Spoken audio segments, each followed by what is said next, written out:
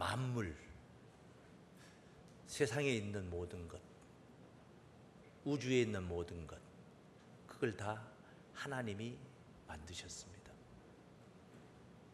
그래, 뭘로 만드셨느냐? 말씀으로 창조하셨다는 것입니다. 그 이해가 안 되죠. 얼마나 그 말씀의 권세가 대단했으면 땅은 풀과 씨 맺는 채소와 각기 종류대로 씨 가진 열매 맺는 과목을 내라 하시니 그대로 돼요. 권세자의 말씀. 세상에서도 공권력에 힘을 가진 사람이 이러쿵저러쿵 꿍시렁 해버리면은 정치권에서 거기에다 코드를 맞추려고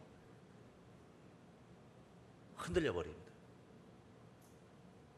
그래서 국민들은 불만이 많죠. 그런데도 불만을 갖죠, 사람들은. 권세 있는 자가 그냥 말로 하는 겁니다. 피아노 들어서 내려놓으세요 하면은 지나가는 아무도 힘없는 사람이 와서 피아노 들어서 내려놓으세요 하면 누가 거기 피아노가 내려집니까? 그런데 힘 있는 사람이 와서 그 말을 하면은 사람들이 여럿이 달라붙어서 피아노를 내려놓습니다. 하나님은 그 말씀에 힘이 있었어요. 그런데 그 말씀의 힘이라는 게 세상적인 그 공권력 이런 걸 가지고 힘을 따진 게 아니에요. 하나님께는 그런 힘을 가지고 만물을 창조하는 게 아니에요. 속에 생명력이 있었다는 거예요. 말씀 속에 무엇가 있었다? 생명력이 있었어요. 말씀 안에 생명이. 누가 들으면은 그 말을 들으면 그게 이해가 되고 그렇게 해야 되겠고 그렇게 하는 게 옳고 그렇게 하는 게 내게 유익이 되고 이게 전부 다 생명력입니다. 다 생명력. 나를 움직이게 만드는 거예요. 마음이 움직이게 만드는 겁니다. 순종으로 그렇게 움직이게 만드는 거예요. 여기 구절을 봤는데 요한복음 1장 1절부터 증거된 말씀, 만물을 창조했다는 여기 태초에 말씀이 계시니라. 이 말씀이 하나님과 함께 계셨으니 이 말씀은 곧 하나님이시니라.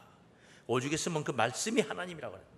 그가 태초에 하나님과 함께 계셨고, 말씀 말입니다. 만물이 그로 말미암아, 그 말씀으로 말미암아 지은 바 되었으니 지은 것이 하나도 그가 없이는 된 것이 없느니라. 다 말씀으로 지어졌다는 거예요. 말씀으로. 그런데 그 4절 말씀에 그 안에 이렇게 증가해요. 그 말씀 안에 생명이 있었으니. 말씀 안에 뭐가 있어요? 생명이 있어요. 생명력이 거기 있었다는, 말씀 안에 있었다는 거예요. 시시껄렁한 이야기 하는 사람이 있잖아요. 하도 말이 많은 사람이 있어요. 옳은 소리 해도 그냥 그 말은 옳긴 옳는데 하도 말이 많은 사람이라서 그냥 안 들으려고 하고 그냥 고개 돌리고 딴전 피고 말 실실거리는 그런 말이 아니야. 하나님의 말씀 꼭 필요적절한 말씀들, 생명력이 있었다는 거예요. 말씀 안에 생명이 있었으니. 따라합니다. 이 생명은 사람들의 빛이라. 생명력이 있었기 때문에 만물 창조가 가능했다는 거예요. 그런 거예요. 그 안에 생명이 있었으니, 말씀 안에 생명이 있었으니 이 생명은 따라합니다. 사람들의 빛이라. 그 사람들의 빛이라 이 말은 사람들이 그 빛을 받아야 된단 말이에요. 사람들이 받아야 될 빛이라는 거예요. 뭐가? 말씀 안에 있는 그 생명이 바로 인류가 받아들여야 할 빛이라는 겁니다. 그래서 사람들의 빛이라고 하는 거예요. 사람들의 빛. 인류가 깨달아야 할 빛인 줄로 믿습니다. 구원은 거기서부터 시작이 되는 거예요.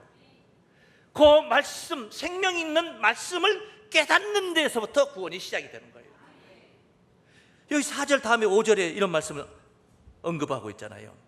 빛이 어두움에 빛이 돼 어두움이 깨닫지 못하더라. 이게 세상이라는 겁니다. 어두움이 깨달으면 구원이 되는 거예요.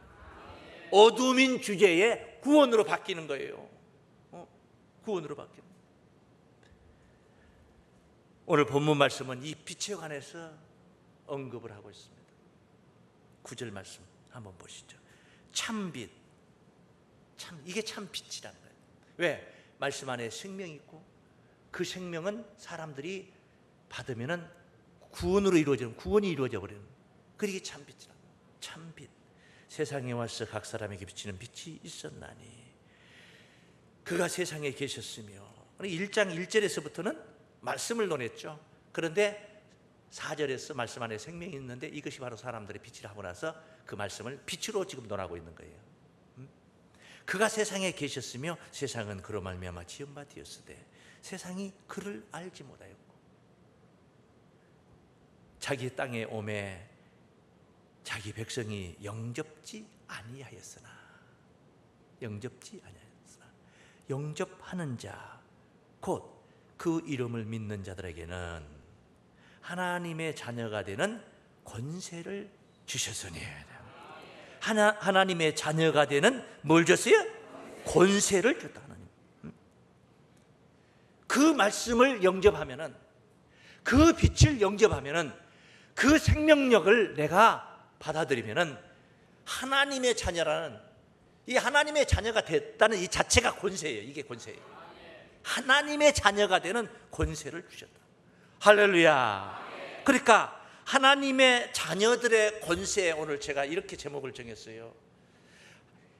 빛을 영접하면은 하나님의 자녀가 되는데, 하나님의 자녀가 되는 권세를 얻게 되는데, 그 하나님의 자녀들에게는 뭐가 권세냐? 내부적으로 들어가 보면 뭐가 권세냐? 이거 뒤바꿔서 이제 생각을 해보면 이제 나오는 거예요. 뭘 영접함으로 하나님의 자녀가 된 거예요? 빛을 영접함으로 하나님의 자녀가 된 거예요. 그래, 하나님의 자녀 속에는, 자녀 안에는, 하나님의 자녀에게는 뭐가 있느냐 하면 빛이 있는 거예요. 빛이 없는데 하나님의 자녀라고 하면은 빛을 영접하지 못했다는 얘기인데 하나님의 자녀라고 하면 안 되죠. 그건 안 맞죠. 하나님의 자녀는 빛을 영접한 자들인 줄로 믿습니다. 그러니까 빛을 영접했다. 그래서 우리가 빛을 가졌다, 빛을 더 적극적으로 보면 빛을 소유한다. 내가 빛을 소유하는 거예요. 예? 빛을 이 하나님으로 표현하고 예수님으로 표현하는데 뭐 내가 가졌다, 이게 말이 어느 부사가 좀 편치 않지만은 빛으로 우리가 생각을 한다면은, 생명빛으로 생각하면, 인류가 받아야 할 이 빛으로 생각한다면은 빛을 우리가 소유했다는 거, 이렇게 표현할 수가 있는 거예요. 빛을 어떻게 해서 소유했어요? 영접함으로. 영접을 했다는 거예요. 영접함으로. 그래서 하나님의 자녀들의 권세 첫 번째 뭐냐? 뭐가 권세냐? 빛을 가진 게 권세예요. 권총 하나 들고 있는 게 권세가 아니요. 휘하에 60만 명의 군사들을 가지고 있는 게 그게 권세가 아니야. 진정한 권세는 사람들을 살릴 수 있는 빛을 가진 게 권세예요. 이 빛이 어떤 빛이에요? 인류가 다 받아야 할 빛이에요. 인류가 다 깨달아야 할 빛이에요. 인류를 구원시키는 빛이에요. 구원시키는 생명력이란 말이에요. 구원시키는 말씀이라는 거예요. 그걸 가졌다는 거예요. 그걸 가졌다. 하나님의 자녀는 따라하십니다. 하나님의 자녀, 생명빛을 가졌습니다. 그 대표 주자가, 1번 주자가 누구예요? 예수님이셔요. 예수님이 생명빛을 가지신 거예요. 생명빛으로 오신 거예요. 그래서 나는 세상의 빛이니 나를 따르는 자는 어두움에 다니지 아니하고, 여기 요한복음 8장 12절에 있는 말씀. 나를 따르는 자는 어두움에 다니지 아니하고 생명의 빛을 얻으리라.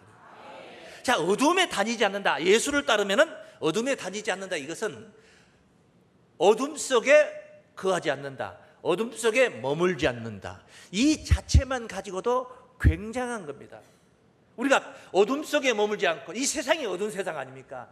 어둠이 깨닫지 못하더라. 세상 아닙니까? 그런데 우리가 어둠 속에 머물지 않는다는 이 자체가 엄청난 거예요. 그런데 더 발전된 말씀을 하십니다. 나를 따르는 자는 어두움에 다니지 않냐고. 이것은 사탄이나 마귀나 이런 허탄한 비진리 교리에 붙잡힌다든가 뭐 이런 등등 전부 다 이게 다 어둠이에요. 어둠이에요. 거기에 다니지 않는다 그 자체가 엄청난데 그게 다가 아니야. 다시 말해 생명의 빛을 얻으리라. 생명의 빛을 뭐야? 얻으리라. 얻은 거예요. 얻으면은 얻은 자가 있는 거예요. 소유하게 되는 거예요. 내가 빛 가운데 환한 빛 가운데 이 환한 빛 가운데 있는 것도 복입니다. 축복입니다. 그런데 그 정도가 아니라 내가 빛의 주역이 돼가지고 내가 환한 빛을 만들 수가 있다는 거예요. 비출 수가 있다는 거예요. 많은 사람들에게 내가 빛 가운데로 이렇게 거할 수 있도록 그런 환경을 내가 가졌다는 거예요. 이게 하나님의 아들의 권세예요. 이 하나님의 아들의 권세예요. 이거 엄청난 거예요. 얻었다는 것 자체가 빛 가운데 있음 플러스 알파 얻음. 얻었다는 거예요. 가졌다는 거예요. 그런데 그 빛이 무슨 빛이에요? 생명의 빛이라는 거예요. 그럼 뭐 다른 말로 하면 살리는 말씀이라는 거예요. 남을 살리는 에너지라는 거예요. 살리는 거예요. 남을 살리는 힘을 가졌다는 거예요. 내가 사는 것도 귀한 일인데 한 걸음 더 나가 남을 살릴 수 있는 능력자가 된다는 거예요. 이게 하나님의 아들이, 이게 하나님의 아들. 그런 능력이 대단한 거죠. 가장 고상한 겁니다. 권세 중에 이게 제일 고상한 거예요. 남 무릎 꿇쳐놓고 욱박지르고 주 패는 게 큰 권세가 아니에요. 그런 약한 자들을 이렇게 세워가지고 활기차게 살 수 있도록 그렇게 해주는 게 그게 권세지. 그게 권세. 이 사도 바울이 다메섹 도상에서 이걸 깨달은 거예요. 빛에 쌓였어요. 사울아 사울아, 길을 가다 빛에 쌓인 거예요. 그러다 거기서 고꾸라진 강권하시는 그 사랑을 누리게 됩니다. 그러고 나서 그는 다시 눈을 떴을 때 다메섹 유대인의 회당에 가서 당장에 예수를 증거하게 됩니다. 그러니까 그 전에는 어둠에 있었던 자들, 대제사장들의 꼬봉이 되어 있었던 자들, 그런 자였어요.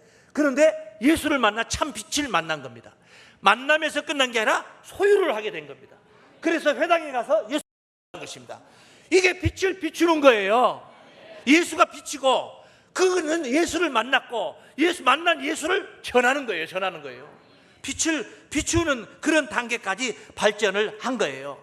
남을 살리는 사명으로 발전을 한 줄로 믿습니다. 그런 생명 빛이 내 안에 있다는 거, 남을 살리는 능력이 내 안에 있다는 거, 이거 대단한 거 아닙니까? 이거 엄청난 겁니다. 놀라운 것입니다. 이게 바로 하나님 자녀들의 권세인 줄로 믿습니다. 적어도 하나님의 자녀들은 남을 살릴 수 있는 그런 능력을 가져야 돼요. 소유해야 돼요. 예수가 모델입니다. 예수가 모델. 우리 주님같이 살리는 에너지를 가져야 된다.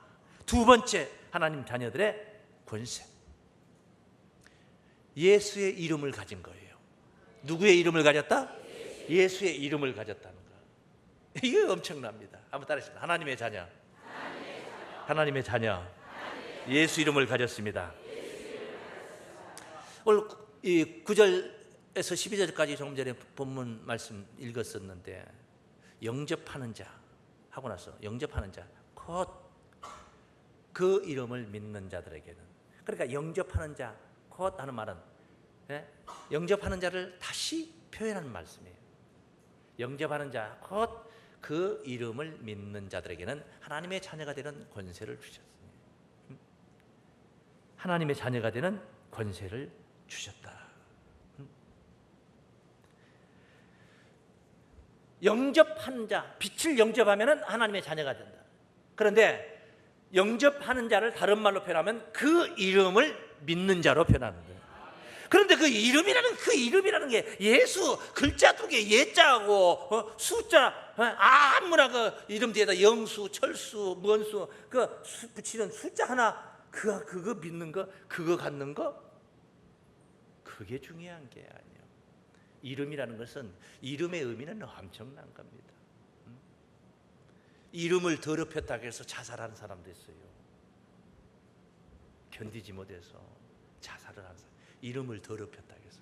그러면 이름이라는 게 아무개라는 글자 3글자를 갖다가 거기다 똥칠 해놓으니까 자살했습니까?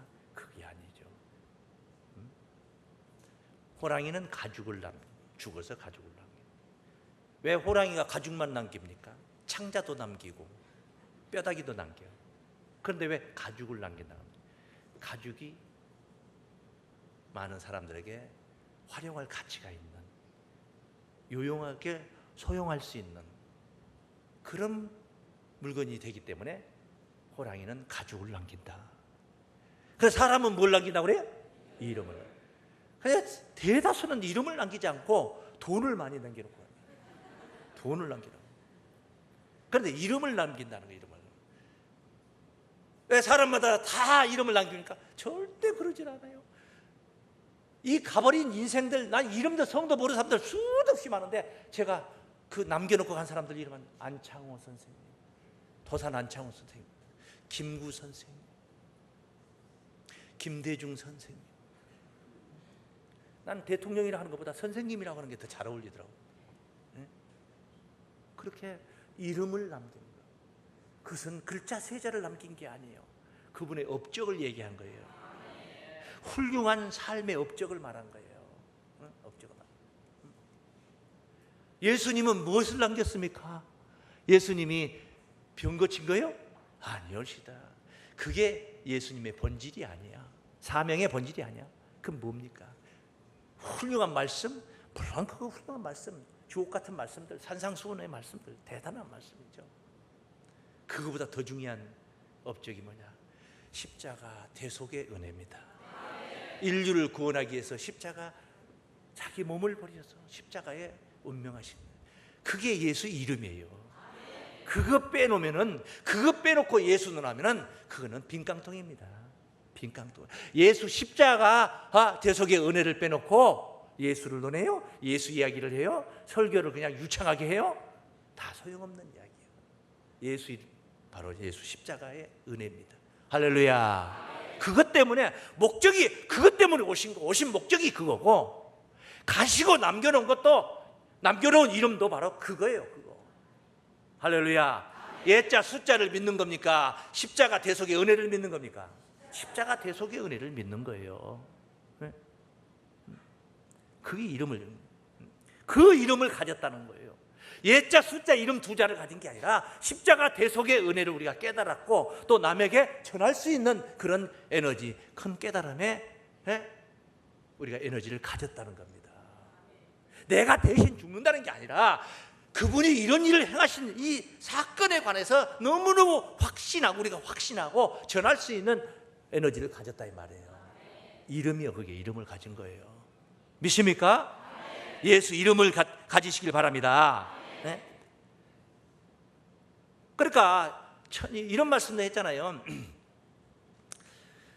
베드로가 그 성전 미문에서 안진뱅이 일으킬 때, 내가 네게 그 은과 금은 줄 것이 없고 나사렛 예수 이름으로 일어나 걸어라. 예수 이름으로 일어나 걸어라. 예자 숫자가 걷게 한 게 아니야. 십자가 대속의 은혜입니다. 그게 대속의 은혜예요. 그걸 깨달아야 되는 거예요. 그걸 깨달아. 그래서 그 얘기들을 성경에 예수 이름 얘기를 꼭 언급해요. 사도행전 3장 6절에 보면 그런 말씀이 있는데, 베드로가 가로되 은과 금은 내게 없거니와 내게 있는 것으로 내게 주노니 곧 나사렛 예수 이름으로, 그리스도 이름으로 걸어라. 나사렛 예수 그리스도 이름으로 걸어라. 그렇게 걸어라. 그 이름으로 걸어라.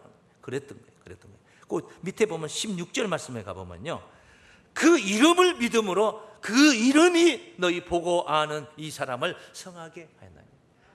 예자 숫자만 믿는다고 해서 구원이 이루어지는 게 아니에요. 예수께서 우리를 위해서 시작하신 대속의 은혜를 우리가 믿어야 되는 거예요. 그 뒤에 계속 그 안진뱅이 얘기를, 치유 사건 얘기를 하면서 4장까지 계속 진행되는 얘기예요. 4장 10절에 가보면은요, 4장 10절에 너희와 모든 이스라엘 백성들은 알라. 너희가 십자가에 못 박고, 십자가 사건 얘기, 하나님이 죽은 자 가운데서 살리신 십자가와 부활 얘기를 한 거예요. 희생과 부활 얘기하는 거예요. 나사렛 예수 그리스도의 이름으로 이 사람이 건강하게 되어 너희 앞에 섰느니라. 그러니까 그냥 이름으로가 아니라 십자가에 못 박히고 다시 살아나신 그분의 이름으로 너희 앞에 서서 건강하게 이렇게 섰느니라. 병 나았다. 이 예수는 너희 건축자들의 버린 돌로서 집 모퉁이의 머릿돌이 되었느니라. 다른 이로서는 구원 얻을 수가 없나니 천하 인간의 구원 얻을 만한 다른 이름을 우리에게 주신 적이 없음이라. 오직 예수 이름 말고 구원 얻을 이름이 없다는 거예요. 천하의 역사상에 어떤 성인이 우리 죄를 위해서 대신 돌아가시고 또 살아나셔가지고 그 영이 보좌 우편에 앉으셔서 지금도 간구하시며 내 안에 역사하시는 그런 영이 어디 있습니까? 어떤 성인이 그런 이름을 가진 자가 누가 있습니까? 예수 이름밖에 없다 이 말이에요. 할렐루야. 그래서 예수 이름을 믿으면은 영생을 한다. 예수 이름을 믿으면 뭐한다? 영생한다. 예자 숫자를 믿으면 아니요. 요한 1서 5장 13절 말씀. 요한 1서 5장 13절 말씀. 내가 하나님의 아들의 이름을 믿는 너희에게 이것을 쓴 것은 너희로 하여금 너희에게 영생이 있음을 알게 하려 함이라. 하나님 아들의 이름을 믿으면은 영생이 있다 이 말이죠. 영생이 있다. 영생. 구원은 거기에 있다. 그래서 로마서 10장 13절에서도 누구든지 주의 이름을 부르는 자는 무엇을 얻으리라? 구원을 얻으리라. 주의 이름을 부르는 자는 예수여 예수 삼창하고 나서 기도합시다. 주의 이름 예수 이름 불렀다고 해서 구원 이름. 그럴 것 같으면 찬송가 몇 장 나오니까 예수여 그 찬송 그것만 부르고 살면 다 구원받는 거지 뭐. 주의 이름을 부른다. 믿는다는 의미가 있어요. 그 속에는 주의 이름을 부른다는 의미는 주의 예수를 그 십자가 사건을 의지한다는 의미가 있어요. 그 사건을 간구하는, 내게 성립되기를, 내게 이루어지기를 간구하는 그런 의미가 그 속에 들어있는 거예요. 막연하게 그냥 글자 두 자 부르는 게 주의 이름을 부르는 게 아니라는 거예요. 믿습니까? 바로 이름의 능력. 이름의 능력. 바로 하나님의 자녀들의 권세인 줄로 믿습니다. 그러므로 하나님의 자녀들에게는 누가 봐도 딱 보면 은혜와 진리가 충만해야 됩니다. 예수님이 말씀이 육신이 되어 우리 곁에 딱 오셨는데 보니까 아버지의 독생자의 영광이요 은혜와 진리가 뭐더라? 충만하더라. 하나님의 자녀들은 오늘 본문 말씀에 13절에 그런 말씀 있잖아요. 하나님의 자녀들은 혈통으로나 육정으로나 사람의 뜻으로 나지 아니하고, 혈통으로나 육정으로나 사람의 뜻으로 나지 아니하고 오직 하나님께로서 난 자들이라. 그런데 여기서 언급한 하나님이라는 분이 어떤 하나님께로서 난다고 하니까 이게 궁금한 거죠. 하나님께로서 난다 했는데 여기서 언급한 하나님은 누구냐? 1장 1절부터 계속 언급한 뭐냐? 말씀이에요. 태초에 말씀이 계시니라. 이 말씀이 하나님과 함께 계셨으니 따라서 이 말씀은 곧 하나님이시니라. 말씀이 하나님이라는 거예요. 말씀. 하나님께로서 났다 그래요. 하나님. 우리가 하나님께로서 났다. 하나님의 자녀의 권세를 얻었다. 뭘로 났다는 거예요? 말씀으로 났다는 거예요. 근데 말씀은 말씀인데 어떤 말씀이냐? 속에 생명 있는 말씀이란 말이에요. 구원을 주는 말씀을 우리가 만났다는 거예요. 그 속에서 다시 태어났다는 거예요. 육정으로나 사람의 뜻으로 난 게 아니라는 거예요. 우리가 하나님의 말씀으로 거듭났다 이 말이죠. 그게 하나님의 아들이에요. 예수님이 이 땅에 오실 때 그 말씀이 육신이 되어 우리 가운데 거하시면 우리가 보니까 아버지의 독생자의 영광이요 은혜와 진리가 뭐하더라? 충만하다. 은혜와 진리가 충만한 거네요. 진리가 말끝마다 어떤 사람들은 투정 부리고 말끝마다 빈정되고 그런 사람들 있잖아요. 세상을 그렇게 사는 사람들 있어요. 모든 게 부정적인 거야. 부정적인 사람들. 에휴, 물이 반컵밖에 안 남았네. 반컵이나 남았는데 세상에 반컵이나 남았는데 반컵밖에 안 남았네. 이러는 겁니다. 응? 배고파 죽겠네. 잔뜩 먹이는 게 배불러 죽겠네. 자식도 딱 이뻐 죽겠네. 이쁘니까 예쁘니까 예뻐 죽겠네. 미운 놈은 미워 죽겠네. 그러니까 계속 죽을 일만 더 있겠어요. 지 자식한테도 뭐라 저런 망할 놈 같은, 망할 놈이라고 해요. 지 자식한테도 망할 놈, 저런 썩을 놈, 썩을 놈이라고 그랬죠. 썩을 놈. 그러니까 망하고 썩을 일밖에 더 있겠어요. 하나님의 자녀들은요 보면은 은혜와 진리가 충만해요. 입을 여는데 은혜와 진리가, 돌아가는 모습도 그 그림자도 은혜와 진리가. 그냥 티내고 가, 어지러 놓고 가, 그러진 않아. 그 사람이 지나고 나면 말끔해, 깔끔해, 상쾌해져 기분이. 은혜와 진리가 충만한 거예요. 할렐루야. 오늘 본문의 하나님의 아들은 바로 그렇게 은혜와 진리가 충만한 줄로 믿습니다. 은혜와 진리 충만해야 됩니다. 왜? 세상을 구원해야 되니까. 구원은 예수님이 하시고 하나님이 하시지 우리가 합니까? 우리는 구원만 받으면 되지. 구원만 받는 게 다가 아니에요. 그러면 그거는 권세가 아닙니다. 권세 있을 필요도 없는 거고. 하나님은 우리를 통해서 구원하시는 거예요. 사람을 통해서 하나님 나라를 건설하는 거예요. 사람을 통해서. 그래서 우리가 그 몫을 먼저 깨달은 자녀들이 그 몫을 하는 거예요. 예수님은 피 흘리기까지 희생을 하셨는데, 피 흘리기까지 희생하셨어요. 예수님은. 우리는 뭐 그렇게 한 건 아니잖아요. 그래서 바로 세상을 구원하는 옷을 입어야 됩니다. 옷이 뭐냐? 사명이에요. 사명. 그 본문 버전으로 하면 은혜와 진리를 입어야 된다. 따라하십니다. 하나님 자녀, 은혜와 진리가 충만합니다. 할렐루야. 은혜와 진리가 충만해야 된다. 예수만 입는 옷이 아니라 우리도 그리스도의 옷을 입어야 된다. 그리스도의 옷이라는 것은 남을 구원시키는 그런 사명이다 이 말이에요. 사명. 그게 예수님 혼자가 아니고 예수를 본받은 자, 예수 형상을 닮은 자들이 이 어두운 세대에 나가서 빛으로 나가야 돼요. 참 빛으로 나가야 되는 거예요. 갈라디아 3장 26절 말씀 보시면은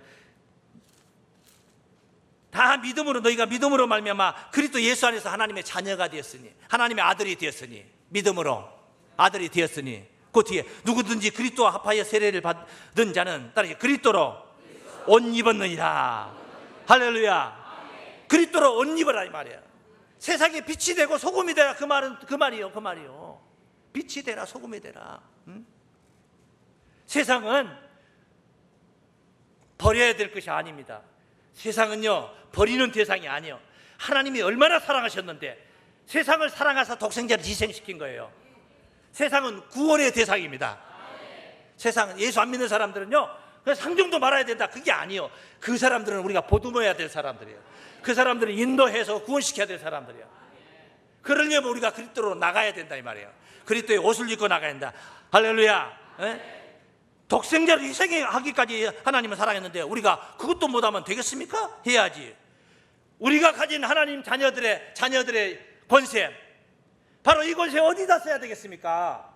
세상을 구원하는 데 쓰는 거예요. 이 권세 이번 주에 어디다 써야 되겠습니까? 명절인데 어디 가서 써야 되겠어요? 가족들에게 써야지. 예수 믿는다고 뻐기고 뭐 그러지 마시고, 안 믿는 사람들 제사상 차려니까 발로 걷어차버리지 마시고, 그 사람들을 설득하고 이해를 시켜. 무엇으로? 빛으로, 생명빛으로, 예수 이름으로, 은혜와 진리로. 우리를 보면은 그들이 변화를 받아. 왜? 내게 은혜와 진리가 충만할 때는 그런 거예요. 말 한마디도 그렇고 하는 짓도 딱 보니까 싸가지가 있어 보여.